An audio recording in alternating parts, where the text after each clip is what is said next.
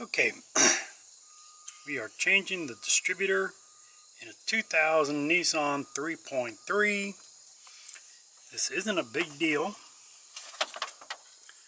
right? Okay, you can see that. I'm sure you can. That screw right there is what holds the distributor in. You have to take loose this connector right here. On mine, the little tab's broke. Disconnects from here. And this is the second connector. Just let me move you back a little. Which connects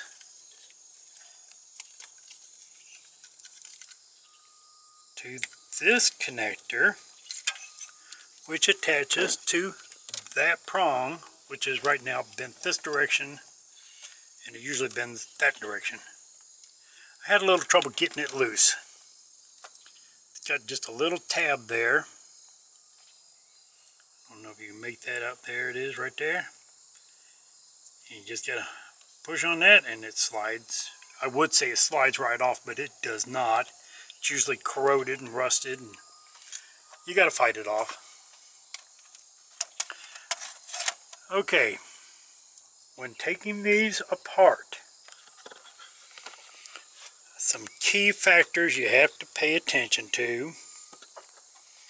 Well, first let me back up, show you the new distributor so you know what you're even looking at. It's not complicated. Very simple.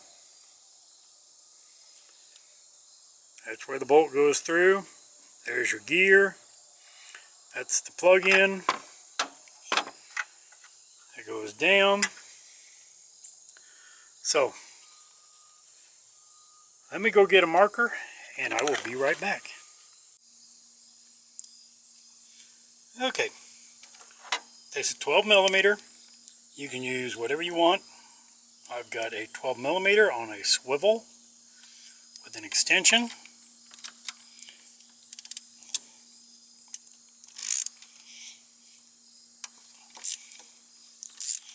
They're snug, but they're not overly tight.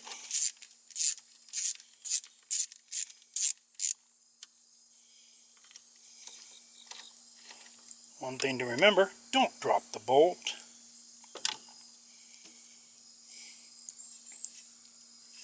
So, well, it's all gone. I think I went through this on taking apart something else on here. Alright, and there's the bolt. Set that to the side, along with our tools. Now, at this point you can twist this thing whatever way you want because you've already got everything lined up here. Just remember what angle you're looking at it from. And just, oh, well, see, now I said, unless I was wrong, and it's rotating the exact opposite way of what I thought it was going to. But all that matters is that you're paying attention. Now, I know that this is now pointing right here, basically right at this corner. So I take the new one and I line it up the exact same way. Well, right after I reach in here and clean out some goobers.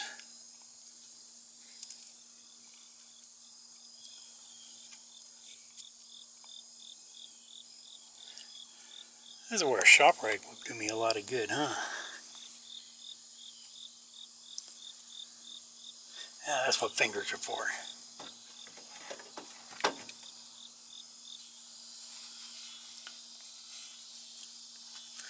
Okay, that's all nice and clean. Now, I did oil the shaft, I oiled the gear, I oiled the O-ring. Now, we're going to just get it down close. And then we're going to twist this. around to the general vicinity of where we want to be.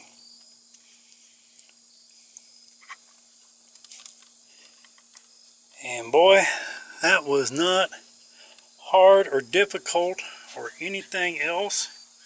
I'm going to bring you around over here, and you can see that is in a straight line again with that, and we are lined up on our mark.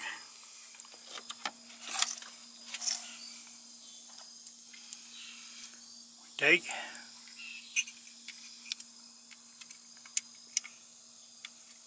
and I know you can't see it.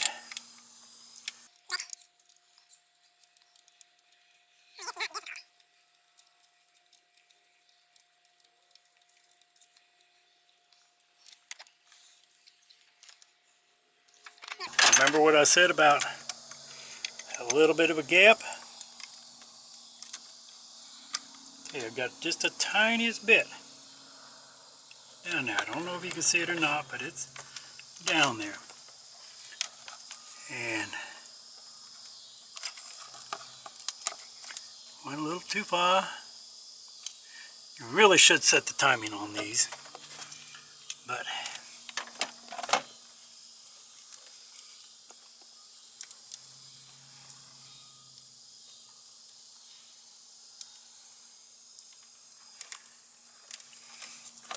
all right. Now maybe you can see that little bit of a gap down there, and we're in line up here. You're being glared out, but we're in line here. So I'm going to snug this up and make sure everything stays in place.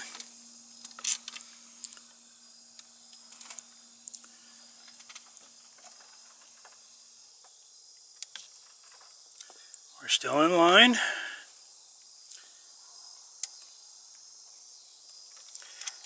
Doesn't take a whole lot. Just enough to make sure it's not going to go anywhere. Then, see, as I bend the tab, I go where it's supposed to be.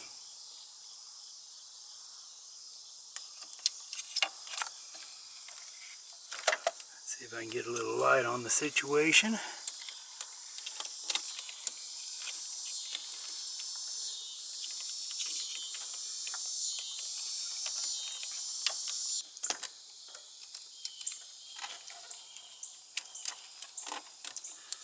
Plug-in only goes one way. Voila! That's in. Put the distributor cap on. Should fire right up. Oops, sorry, I had you a little crooked there. And that is all there is to it. I'm going to come back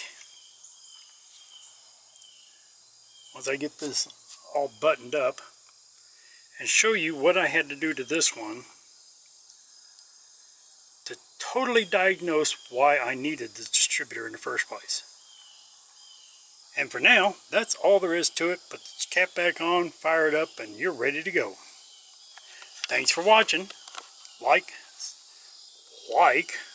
subscribe, and tell a friend. Have a good day.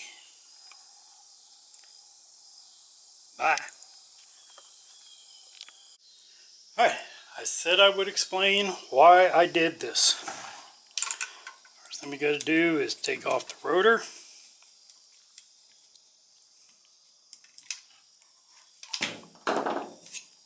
It just lifts off. It's 2 screws.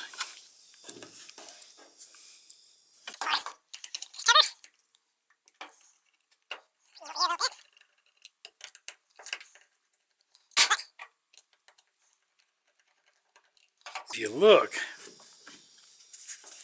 this right here, you see that shaft? Can you see that move?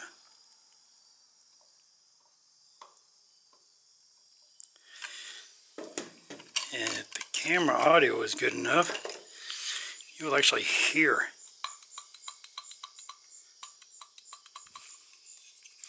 Alright, to diagnose this, the problem I had was this ring was touching this,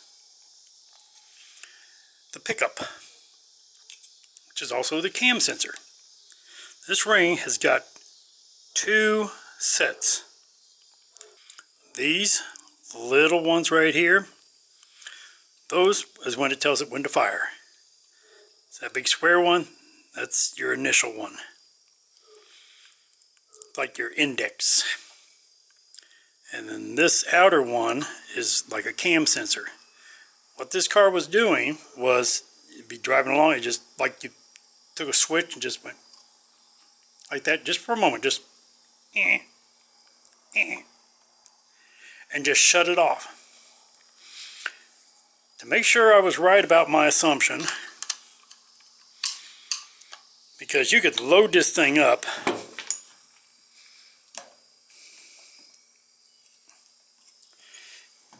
basically power brake it,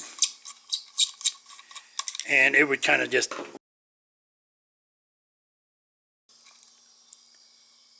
so I made a spacer